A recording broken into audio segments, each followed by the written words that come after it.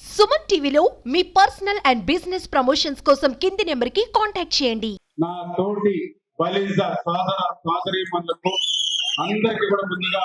హృదయపూర్వకమైన నమస్కారాలు మీ అందరికీ కూడా తెలియజేసుకుంటూ ఉన్నాం. మేము ఒక శాసన సభ్యుడిగా కానీ ఒక రాష్ట్ర మంత్రివర్యులుగా కానీ ఈ బాధ్యతలు చేపట్టామని అంటే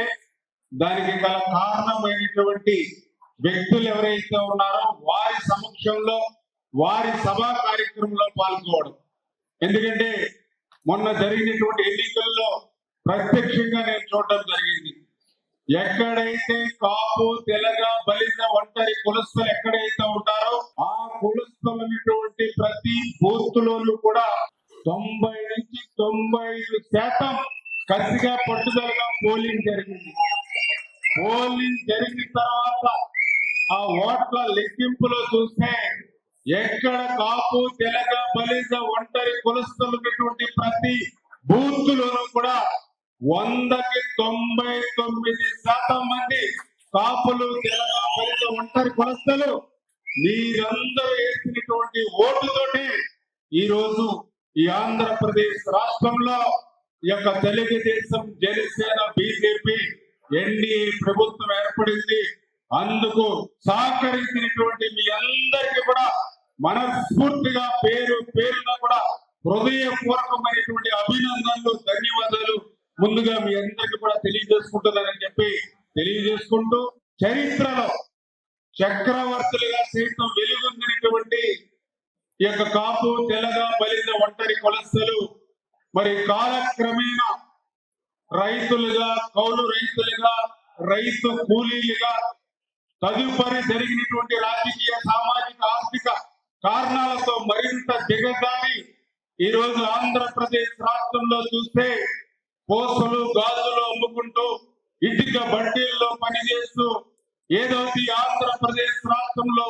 మరి అత్యంత ఆర్థికంగా వెనుకబడినటువంటి వర్గాలకు ప్రతినిధులుగా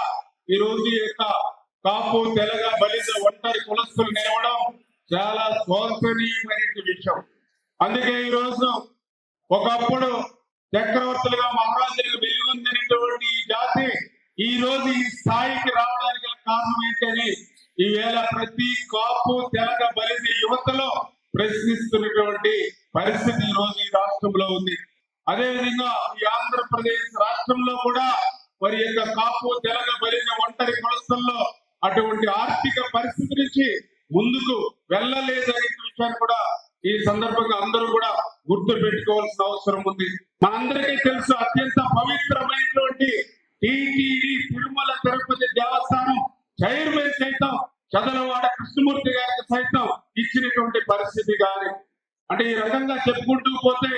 ఈ ప్రాంతంలో అంటే పూర్తి న్యాయం జరిగిందని చెప్పలేను కానీ ఉన్న దానిలో ఎంతో కొంత బలిజలకు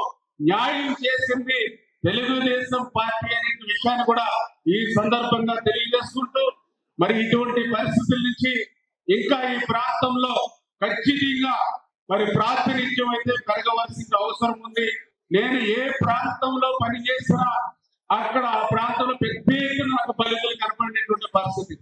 అక్కడ కూడా వాళ్ళందరూ ఎంతో ఆప్యాయత, అభిమానంతో నన్ను ఆదరించినటువంటి పరిస్థితి.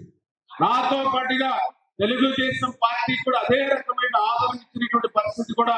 నేను కూడా గమనించడం జరిగింది. ఈ రకంగా ఈ ప్రాంతంలో ఇంత పెద్ద ఎత్తునటువంటి బలిజ సోదరులు ఎవరైతే ఉన్నారో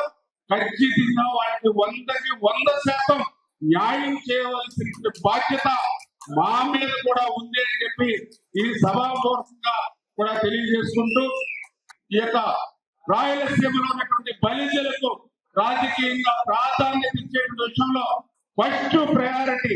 ఎందుకంటే మా గోదావరి జిల్లాల కంటే కూడా ఫస్ట్ ప్రయారిటీ ఈ రాయలసీమలో బలిజలకి కావాలనేటువంటిది డిమాండ్ ని ఖచ్చితంగా మా పార్టీల దగ్గర మేము తీసుకుంటామని చెప్పి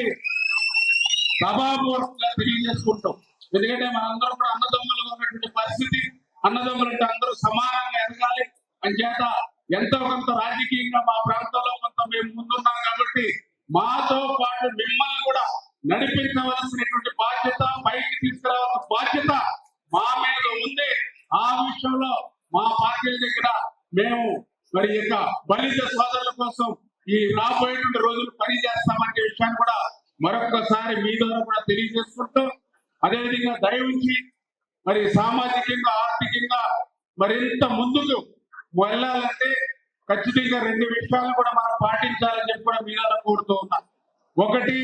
ఏదైతే ఇతర వర్గాలు ఎవరైతే ఉన్నారో అంటే మనతో పాటుగా మనకంటే వెనకబడినటువంటి బలహీన వర్గాలు ఎవరైతే ఉన్నారో, దళిత వర్గాలు ఎవరైతే ఉన్నారో వాళ్ళతోటి కూడా మనం సఖ్యతతో ఉండి ఆ బలహీన వర్గాలు, ఆ దళిత వర్గాల యొక్క మద్దతును కూడా మరి యొక్క బలిజ కులస్తులు, కాపు కులస్తులు, ఒంటరి వాళ్ళతో పాటు కూడా మనతో పాటు నడిపి తీసుకెళ్లేటువంటి విధంగా సమాజంలో ఆ వర్గాలతో కూడా సఖ్యత పెంచుకునే విధంగా మనం పనిచేయాలనేది రాయలసీమను రతనాసీమగా మార్చినటువంటి ఆ శ్రీకృష్ణ దేవరాయ సామాజిక వర్గానికి చెందినటువంటి వ్యక్తులుగానే ఈ రాయలసీమ మరి వ్యక్తులుగా ఈవేళ శ్రీకృష్ణ దేవరాయని గౌరవించుకునేటువంటి వ్యక్తులుగా మరి చాలా సంతోషం. ఆ రోజు కూడా శ్రీకృష్ణ దేవరాయలు పెద్ద ఎత్తున మరి యొక్క కరువు ఏదైతే రాయలసీమలో వెంటాడుతుందో అది పోవాలని చెప్పి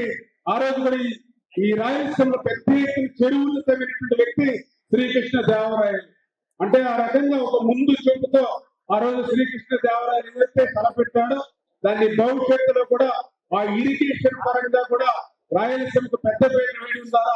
ఈ ప్రాంతంలో ఉన్నటువంటి బలిజలకు కూడా న్యాయం చేకూర్చేటువంటి విధంగా ముందుకెళ్తామనే విషయాన్ని మరొకసారి మీ ద్వారా తెలియజేసుకుంటూ, మరి ఇంత సమయం అయినప్పటికీ కూడా మీరందరూ కూడా ఈ కార్యక్రమం ఇంత పెద్ద ఎత్తున భాగస్వాములైనందుకు మరొకసారి మీ అందరికీ కూడా పేరు పేరున కూడా ధన్యవాదాలు తెలియజేసుకుంటూ సెలవు తీసుకుంటాం.